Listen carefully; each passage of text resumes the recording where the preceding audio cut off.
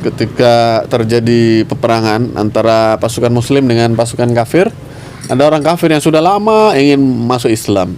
Lalu pada momen tersebut dia menyeberang kepada pasukan Islam dan dia katakan, "Assalamualaikum, saya ingin masuk Islam." Maka di depan para sahabat dia bersyahadat, "Asyhadu an la ilaha illallah wa anna Muhammadar Rasulullah." Tapi kawan-kawannya dari orang kafir ini melemparkan panah ke dia karena dia menjadi pengkhianat di mata orang-orang kafir. Terkena panah kemudian mati setelah dia baca syahadat. Sahabat-sahabat berpikir, ini orang baru saja bersyahadat, kok sudah mati? Kita aja mau masuk surga harus sholat, harus puasa, kalau punya harta kita bersedekah. Ini belum apa-apa ini. Tempatnya di mana? Kita nggak tahu apa-apa, yang tahu Rasulullah SAW. Panggil Rasulullah. Bismillahirrahmanirrahim. Nah, kita ulangi obrolan tadi. Obrolan yang sebelum kami datang. Pak Asri datang. Saya tadi tanya sama teman-teman, kalau orang mau pindah ke Jakarta, dia akan memikirkan kira-kira berapa biaya hidup di Jakarta 1 bulan. Kalau dia pindah ke Batam, dia juga mau tanya, gimana penghidupan di Batam? Lebih ringan kah? Lebih berat kah? Jadi orang itu pengen tahu, pengen hidupnya tidak susah, sehingga dia buat persiapan. Kira-kira kalau sekarang ditanya biaya hidup di surga itu berapa? Kita kan mau di surga selama-lamanya. Ya. Gimana Ustadz Asri? Urus subsidi. Ya, perbaikin amal. Berapa biaya hidupnya itu? Hitung biaya bukan Wah, kalau biaya tidak bisa dihitung, Ustaz. Nggak bisa dihitung? Tidak bisa. Ittaqillah. Ittaqillah itu di biayanya. Ya, itulah biaya. Berapa lama kita harus bertakwa kepada Allah? Hatta tamut.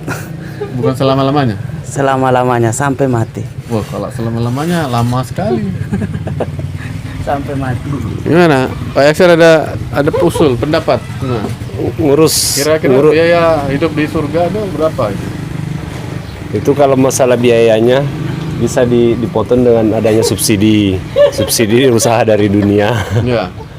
Oh, ada faktor-faktor ada faktor dari dunia yang harus kita urus.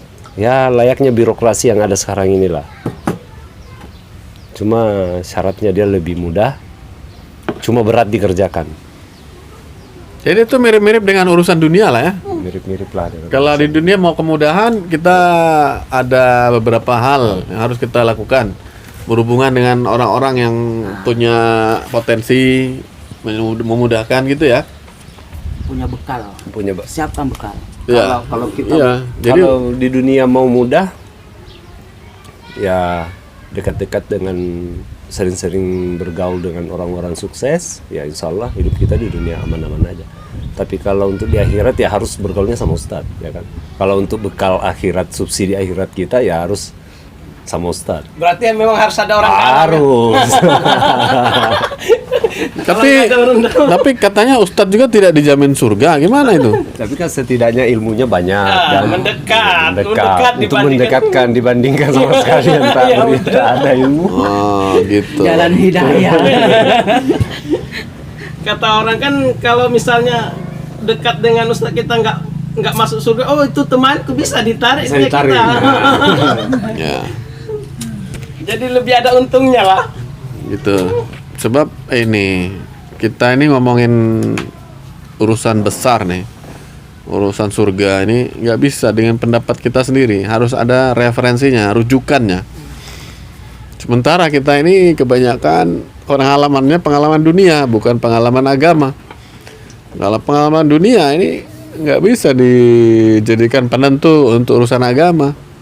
Nah, kira-kira kalau urusan dunia kan kita bisa tahu, berita-berita di media di Batam untuk makan sehari perlu segini, sebulan segitu. Kalau sakit ada tempat-tempat berobat yang kelas-kelas bawah dan seterusnya lah, sehingga kita sebelum masuk ke satu tempat kita udah tahu masalah-masalah yang di sana dan persiapkan untuk buat solusinya kan gitu.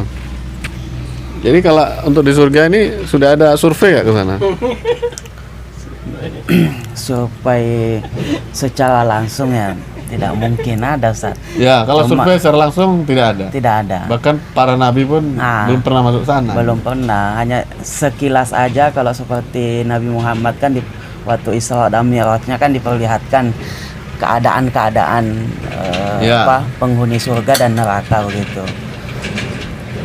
Kalau referensi, anggaplah seperti buku, umat Islam pasti mempunyai Al-Quran dan As-Sunnah yang Ya. bisa menjadikan kita mendapat bekal. Apa sih bekal? Dipakai rujukan ya, yang terpercaya. Terpercaya. Ibaratnya map lah. Map. Kalau bahasa ininya manajemennya map. Ya, pemetaan. Sebelum kita Pemetaan. sampai kita udah tahu Udah posisi-posisi. Makanya hendaknya lah semua kita sekarang ini ya lebih lagi bagaimana kita bisa lebih dekat dengan Al-Quran, membaca, mentadabburi dan mengamalkannya. Jadi kalau orang nggak kenal Al-Quran, dia nggak bisa cium bau surga dong. Urusan lanjut.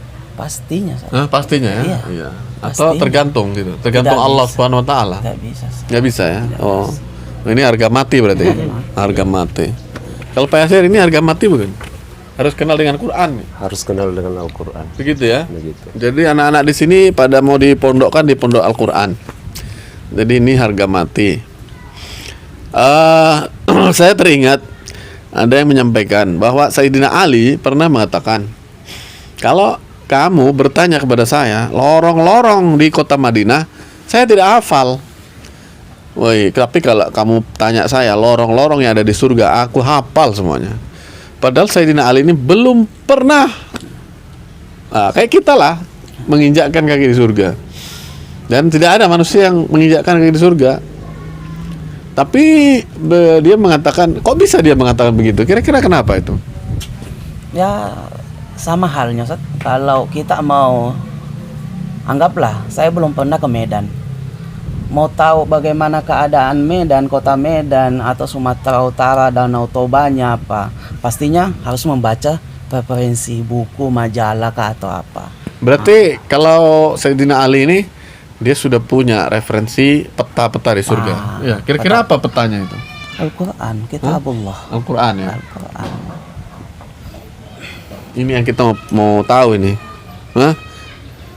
Kira-kira untuk mengetahui map yang ada di surga ini, ada tempat berkumpulnya, ada tempat ngopi di surga.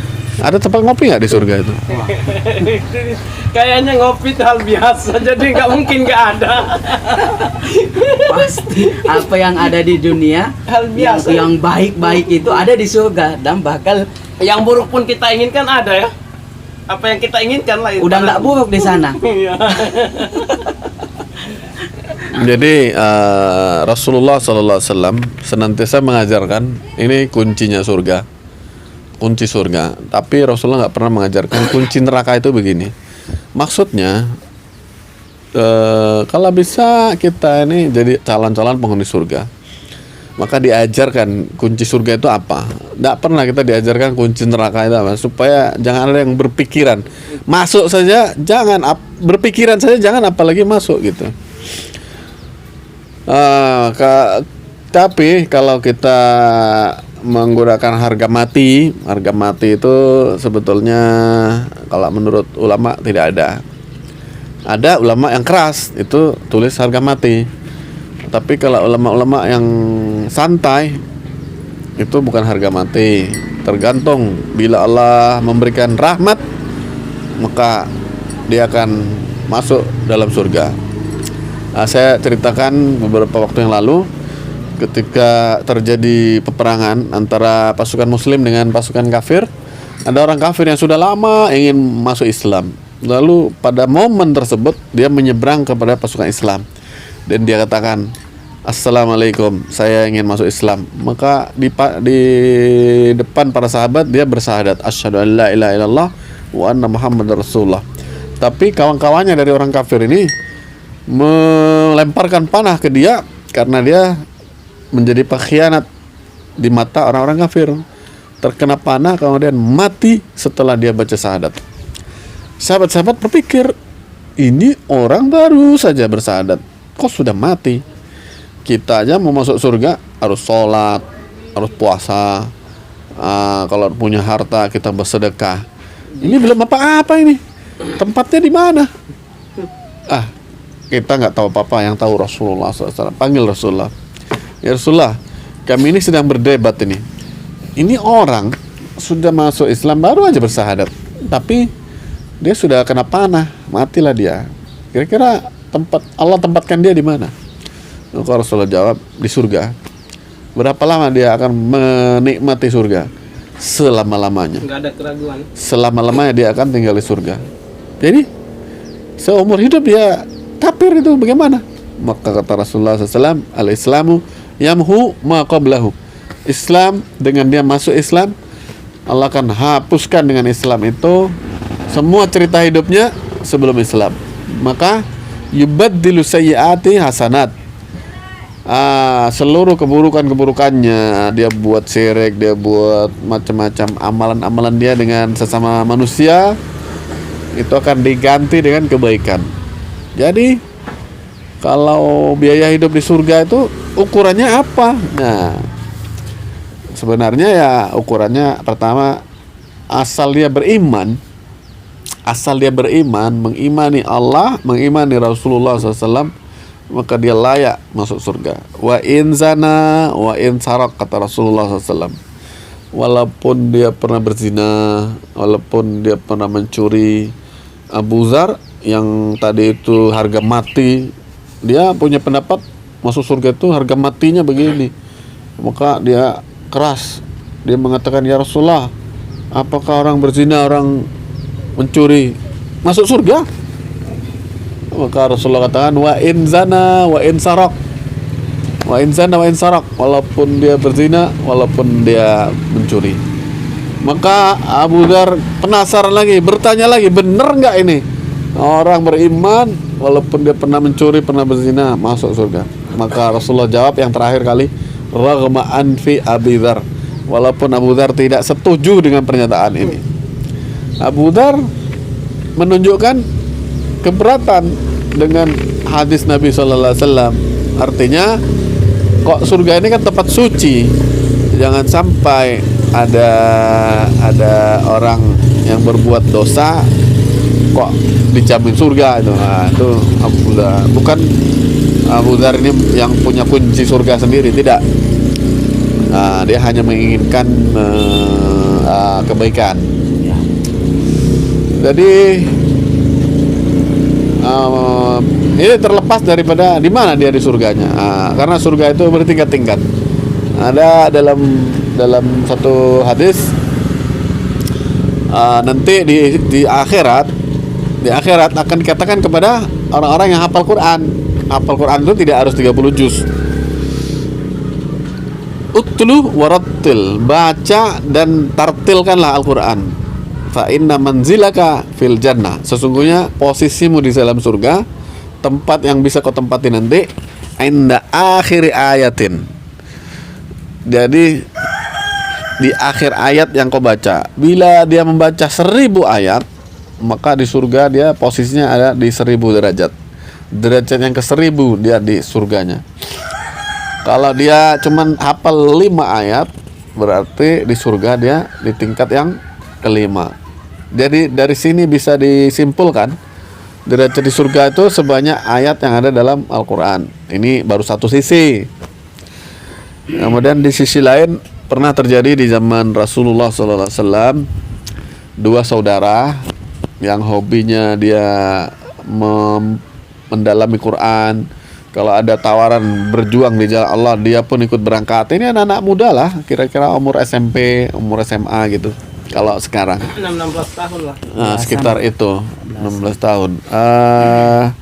Lalu satu orang dari mereka meninggal satu orang dari mereka meninggal. Maka ini dapat diketahui bahwa ini adalah ahli surga. Setahun kemudian baru saudaranya meninggal. Kemudian ada yang diberi mimpi.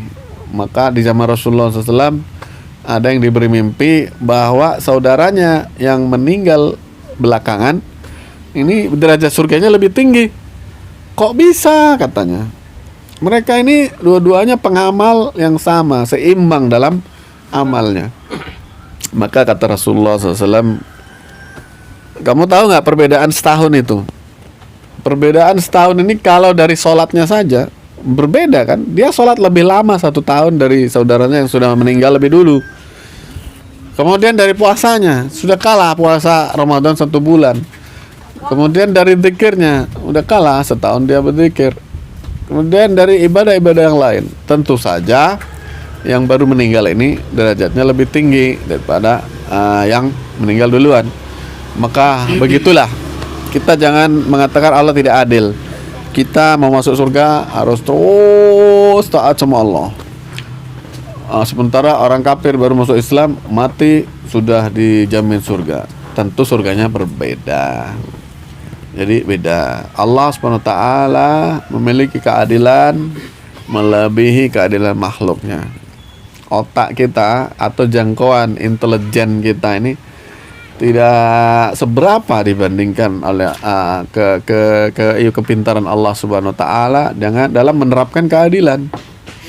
Kita ini diberikan otak cuman yang bisa menyelesaikan urusan kita saja. Urusan di luar kita nggak bisa menyelesaikan. Kira-kira kalau di bulan kebanjiran, apa kita bisa menyelesaikan kebanjiran di bulan? Nggak tahu kita. Otak kita nggak sampai ke sana. Jadi Allah SWT memiliki ciptaan dan semua ada dalam genggaman kekuasaan Allah Subhanahu wa taala. Jadi kalau kita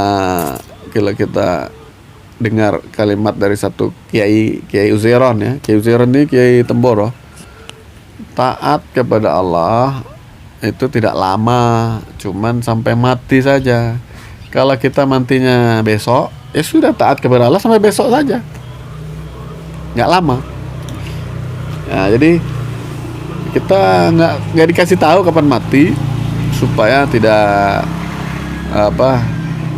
berangan-angan. Setan gampang menipu nanti. Pak Yasir umur 55 meninggal, maka sekarang baru umur 45 misalnya. Kita main-main dulu. 55 masih 10 tahun lagi. Rupanya setan ini kelewatan ganggunya sampai umur 55 dilupakan oleh setan dengan umurnya. Dijauhkan dari kawan-kawannya yang suka memberi peringatan. Maka matilah dia dalam keadaan yang buruk. Naudzubillah. Tapi kalau kita ini diberitahu bahwa qul innal mautal ladzi tafirruna minhu fa innahu mulaqikum.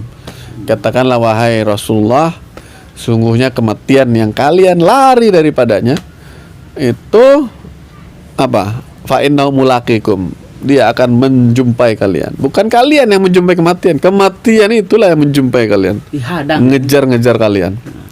Summa turadduna ila alimil ghaibi wasyahadah. Setelah itu kalian akan dihadapkan kepada Allah Subhanahu wa taala yang Maha tahu, alimil ghaib, yang gaib, wasyahadah, maupun dalam alam nyata. Nah, jadi kematian itu kita sering lari darinya. Dibilang, nah hati-hati ya kalau naik motor. Kira-kira kalimat hati-hati itu biar apa? Biar dia nggak cepat mati.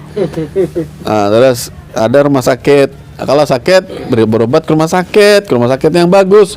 Situ perawatannya oke. Biar apa? Kalau rumah sakit jelek mungkin ece obatnya obat murahan. Dia nggak percaya. Nah ada satu kisah nih. Zaman Nabi Sulaiman, pernah dengar nggak kisah ini?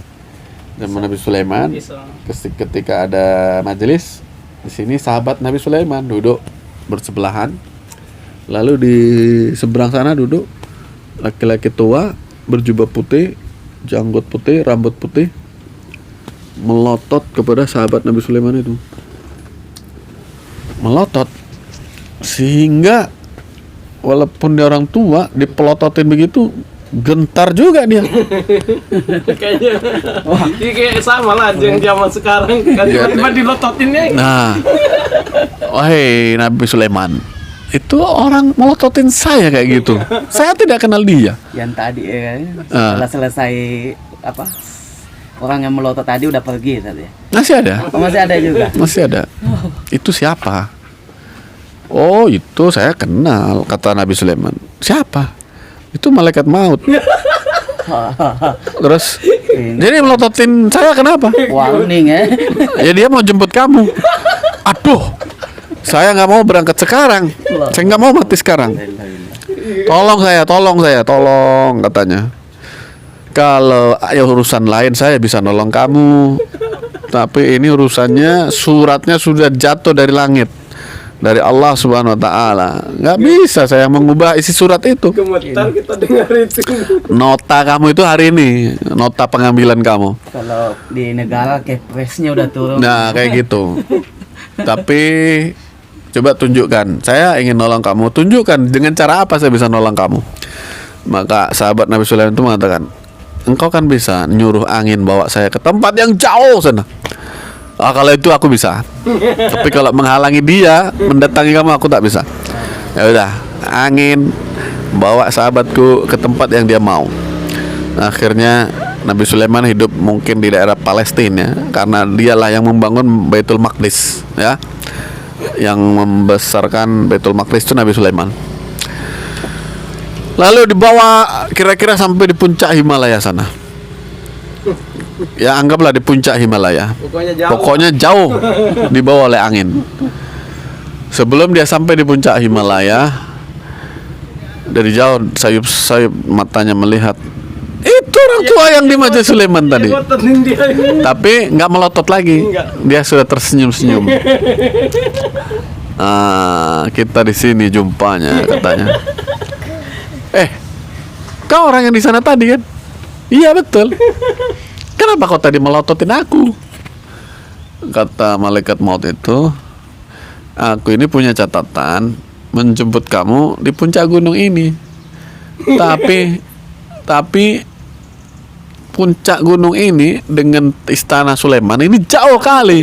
Nggak mungkin menempuh jarak begini. Saya harus menjemput kamu di tempat istana Nabi Sulaiman, bukan tempat perjanjian kita di sini. Jadi jangan-jangan saya salah orang, makanya aku pelototin kamu. Betul nggak ini? Nah, kalau sekarang udah betul, maka aku tak perlu melototin kamu lagi. Senyum-senyum. Maka matilah orang itu di situ. Jadi dalam persepsi sahabat Nabi Sulaiman, dia sedang berlari dari kematian. Ternyata justru dialah yang mendatangi kematian itu. Jadi kita nggak bisa lepas dari rencana Allah, rencana yang dilaksanakan oleh Allah SWT. Kayak kita lari dari sesuatu, ternyata malah kita mendekati sesuatu itu. Jadi gimana kita?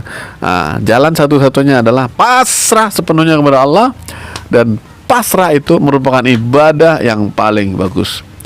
Ketika kita berpasrah kepada Allah, maka kita mengatakan raditu billahi robba, aku rela Allah aku pilih jadi Tuhanku. Dialah yang mengurus aku, dialah yang memberi aku sehat, memberi aku sakit, memberiku masalah, memberiku solusi. Maka ketika kita raditu billahi robba, kemudian wabil islami dinan, kita rela Islam sebagai jalan hidup kita, kemudian wabi Muhammadin nabiyan, dan kita rela Nabi Muhammad sebagai panutan kita. Kita tak mau hidup kecuali dengan cara yang dituntut oleh Nabi Muhammad SAW. Maka hari itu Allah ridho kepada kita. Ketika Allah ridho, apapun cara kita mati, pasti Allah SWT akan bukakan bagi kita pintu surga. Jadi tak ada ukuran biaya hidup di surga. Tapi yang jelas, orang yang dimasukkan surga, orang yang sudah beriman, walaupun dia ada maksiat. Nah, jadi tidak sama. Beda-beda. Kalau kita punya bekal, misalnya kalau dihitung dunia, kita punya bekal 500.000, ya disitulah sampai kita di surga. Kalau kita punya bekal 500 miliar, ya di situ juga dengan sesuai harga surga itu. Karena surga ini variasi harganya, agak ada tingkatan-tingkatan. Dan tapi untuk informasi saja, surga yang terendah itu 10 kali lipat dunia, itu yang terendah. Jadi tidak ada yang sampai kepada level dunia. Amalnya, Tetap 10 kali amal lipat. terendahnya dapatin surga terendah itu apa? Beriman saja. Maksudnya ada ukurannya gitu Hah? apa? Kalau dia tidak bisa meninggalkan maksiat, ya jangan dipamer-pamerkan maksiat. Oh iya. Nah, dia tetap dirikan sholat 5 waktu. Walaupun dia nggak bisa sholat sunnah, udah nggak apa-apa, sholat 5 waktu saja. Terendah-rendahnya. Kemudian kalau di bulan puasa, bulan Ramadan, kalau dia nggak bisa Senin Kemis, nggak bisa puasa Daud, nggak bisa puasa Bid, nah udah puasa Ramadan saja. Jadi nggak ditambah-tambah rukun Islam yang fardu itu nggak apa-apa. Surga-surga terendahnya itu. Ya lebih tinggi dari yang terendah, karena amalannya setiap tahun akan diakumulasikan.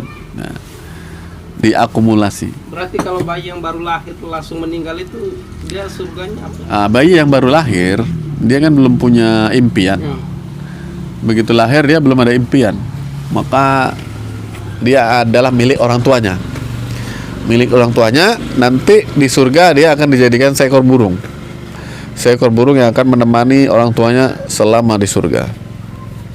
Terus yang bayi yang udah lahir tapi belum pandai ibaratnya, masih Balita lah. Mainnya masih main aja, balik lah. Iya. Terus mati. Ya. Terus mati. Ya, dia surga juga. Dia akan menyambut kedatangan orang tuanya nanti di surga. Kalau orang tuanya masuk surga. Ya. Nah, tapi kalau kita misalnya beriman, dalam seminggu sebelum mati kita akhirnya kafir gara-gara digoda oleh setan misalnya. Ada cerita juga di zaman Bani Israel, ada Barsisa, dia seorang yang berilmu tinggi sampai muridnya pun bisa berjalan di atas air karena keyakinannya. Tapi Barsisa sendiri mati dalam kekafiran, ketipu oleh setan. Jadi alimnya tidak membantu dia. Itu Islam dinan fala yuqbala minhu. Barang siapa yang mencari Islam selain Islam sebagai jalan hidupnya, fala yuqbala minhu, enggak bakalan diterima darinya. Wa huwa fil akhirati minal khasirin. Nanti di akhirat dia dimasukkan dalam golongan orang-orang rugi. Siapa orang-orang rugi? Orang kafir, orang musyrik, orang munafik, itu orang-orang rugi. Itulah tertipu. Tapi ada nggak pernah bertanya, orang-orang lahir sudah idiot, sampai tua dia idiot. Terus ada orang yang dari balik dia sudah gila. Intinya sampai tua dia perbuatannya nggak dihisap. Tapi di surga nanti posisinya di akhirat posisinya di mana dia? Pernah nggak bertanya seperti itu? Pernah terfikir sih. Bertanya belum pernah terfikir. Kira-kira ada di mana dia? Inilah menjadi pertanyaan. Maka Rasulullah SAW juga pernah ditanya begitu. Maka jawabannya adalah ketika di dunia tidak diberi akal oleh Allah SWT, akhirnya nanti di akhirat ada satu masa itu digunakan oleh Allah untuk menguji orang-orang yang idiot, orang gila. Nah, pada masa itu diajarkan kepada mereka, akulah Rabb kalian, akulah pemberi hidup kalian, akulah yang mematikan kalian, akulah yang memberikan segalanya kepada kalian. Maka nanti diuji. Sekarang siapa yang taat perintahku akan aku masukkan ke dalam surga, dan siapa yang tidak taat aku akan masukkan dia ke dalam neraka. Sekarang dicoba, ayo dengar, sekarang aku perintahkan kepada kalian, larilah ke neraka sana, lari ke neraka arah sana. Maka jiwa-jiwa yang meyakini semua perintah Allah akan mendatangkan kesuksesan, kejayaan, maka dia segera lari ke sana, ke tempat diarahkannya dia lari itu. Walaupun Allah mengatakan larilah ke arah neraka, maka orang-orang yang pikir-pikir, masa ke neraka, nggak mau dia. Maka Allah SWT umumkan, Orang-orang yang ku perintahkan lari ke arah sana, dia mengikuti aku, maka aku akan masukkan mereka ke dalam surga. Sedangkan mereka yang membangkang perintahku, pikir-pikir dia, benar nggak ini perintah? Maka kalianlah penghuni-penghuni neraka yang sebenarnya. Berbeda ketika manusia di dunia yang memberi perintah bukan langsung aku, tapi dai-daiku. Nah, mereka tidak ketemu dengan Nabi, yang memberi perintah adalah dai-daiku. Sekarang aku sendiri yang memerintahkan, kalian tidak menurut. Bagaimana kalau kalian beri akal ketika di dunia? Bukan langsung aku yang memberikan perintah, kalian pasti lebih membangkang lagi. Nah, itu posisi mereka nanti akan ada masa ujian ulang ya, ujian tambahan kayak di sekolah lah ya. Kalau Susulan ya? Susulan. Susulan. Ya, pertanyaannya pertanyaan jebakan pula itu. Ya. Tapi sebelum pertanyaan jebakan sudah dibocorin gitu. Iya, udah dikasih tahu harus ikut perintah aku. Ya. Itulah pertanyaan jebakan. Sudah dibocorin saja masih gagal. Gimana tak diberi bocoran? Maka di dunia kita sudah punya bocoran-bocoran. Sudah dikasih bocoran masih gagal. Sudahlah. Mau berharap siapa lagi? Sudah ada kisi-kisinya, Sudah sudah ada ada modulnya. Ya, kisi-kisi, bukan hanya kisi-kisi. Udah terang lah ini. Dikasih ini. satu Lebih terang dari kisi-kisi. satu kita, nah, ini surga nih. Nah, selesai. Tapi masih juga.